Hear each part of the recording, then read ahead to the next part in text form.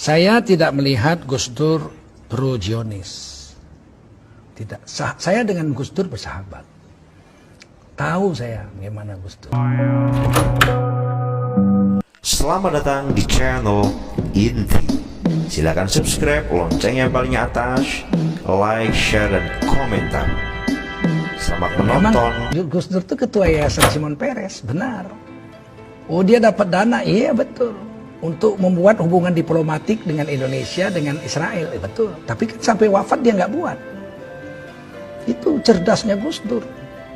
Dia menolaknya halus. Gimana bisakah dibuat hubungan diplomatik antara Israel dengan Indonesia? Bisa, kata Gus Dur. Tapi susah, sulit, memerlukan waktu yang lama. Lah ya udah kita mulai ya, monggo dimulai, tapi nggak pernah dimulai dan tidak pernah terjadi. Udah diproses sudah, tapi ya begitu, tetap nggak bisa. Ketika kemudian orang-orang dari Israel memaksa Gus Dur, cepet, ini butuh waktu perlu, cepet. Gus Dur enak aja ngomong, dia disiarkannya di depan umum. Sebagai presiden dia bilang, saya ini kepingin kita itu membuat hubungan diplomatik antara Indonesia dengan Israel. Seluruh Indonesia marah. Tuh katanya nggak setuju. Mereka itu belum mau, perlu waktu yang lama, kata Gus Dur. Akhirnya Israel diam. Sampai sekarang belum pernah ada hubungan diplomatik. Nggak cerdas itu orang seperti itu orang cerdas. Fatona itu cerdas. Kita yang belum nyambung, begitu. Nah, saya tidak membela membabi buta, memang kenyataannya begitu. Bisa, tapi nggak jadi, ya memang susah. Dicoba, ayo coba ngomong, beliau ngomong. Se-Indonesia protes tuh, lihat kan protes semua. Nggak bisa semudah itu. Sampai beliau wafat sampai sekarang. Indonesia belum punya hubungan diplomatik dengan Israel. Nah ini hal-hal seperti ini. Tidak semua orang bisa. Saya nggak bisa. Saya nggak bisa seperti itu. Saya orang Medan. Kalau orang Medan itu apa kau? Nggak senang kau? Kita selesaikan di luar. Saya nggak pandai begitu-gitu. Itu butuh orang-orang pilihan juga untuk bisa tampil seperti itu. Tapi jangan diragukan cintanya Gus Dur terhadap NKRI dan terhadap agama. Beliau itu satu kelebihan yang jarang orang dapat. Apa kelebihan? Saya sampaikan kepada anak muda ini yang bertanya ini lagi. Beliau itu pemurah, ya Allah. Pemurah. Orang minta, langsung dikasih aja, diberi. Nggak mikir itu, bahkan kadang-kadang Gus Dur itu uang belanja istrinya, dikasihkan ke orang untuk makan orang, coba bayangin. Tapi istrinya nanya, Mas, duitnya udah tak kasih orang, tadi ada orang kesusahan. Lah kita gimana? Kita kan belum susah. Kalau kita minjem orang masih percaya lah, kalau dia minjem nggak percaya orang. Sampai sebegitu, jangan main-main.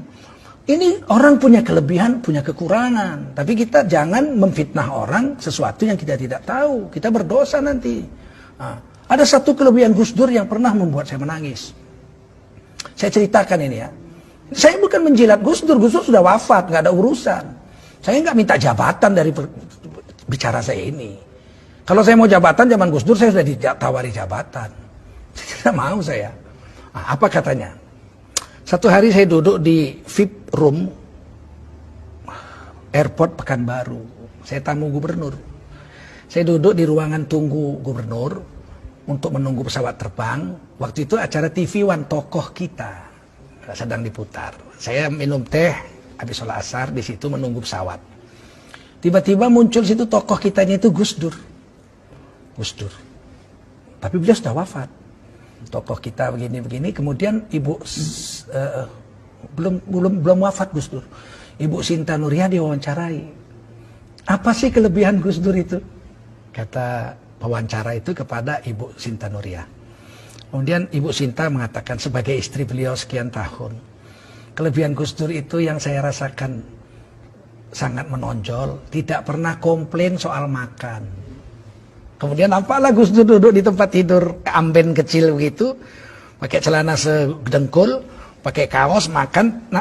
Lauknya itu cuman ayam goreng paha sebuah, nggak ada sayurnya, nggak ada sambalnya, nggak ada kecapnya, nasi putih. Jadi nasi putih ayam, disendok nasinya ke mulut pakai sendok, ayamnya digeraut pakai tangan. Kemudian Gus Dur makan, disuting begitu. Jadi itulah kelebihan Gus Dur yang membuat saya itu bahagia, kata Ibu Cinta Nuria. Salah satunya, seumur hidup perkawinan kami, beliau tidak pernah komplain soal makanan. Saya langsung keluar dari situ, nangis saya. Sebab kelemahan saya paling besar adalah komplain makanan. Saya sejak kecil, ibu saya itu pandai masak. Dan saya anak laki-laki satu-satunya. Perempuan 6, laki-laki 1. Sehingga saya makan tuh sangat dimanja. Mau pakai gulai, pakai ini, namanya orang Melayu. Ikan goreng, gulai, segala sambal. Saya keluar, istri saya orang Banten. Sejak kawin tuh biasanya rebus-rebus lalap, rebus-rebus lalap. Sempat saya bilang satu hari, makanan ini, makanan kambing ini, saya bilang. Sampai istri saya menangis. Sebab kami orang Melayu lemak-lemak kayak kelapa. Dia lalap-lalap, tiap hari lalap-lalap rebus, lalap-lalap rebus. Jengkel juga saya. Saya keluar, saya ambil handphone. Saya telepon istri saya, di Jakarta, saya bukan baru. Adik, iya bang, abang pulang. Pulang dek, abang sedang nunggu pesawat. Loh abang kok nangis? Saya bilang, saya minta maaf, adik. Saya selama ini selalu komplain soal makan. Pernah saya bilang makanan kambing. Kadang-kadang saya banting juga meja gitu. Gak suka saya, makanan gak enak. Saya minta maaf. Istri saya bilang, abang sehat bang. Abang kan gak apa-apa kan. Nanti abang jatuh naik kapal terbang.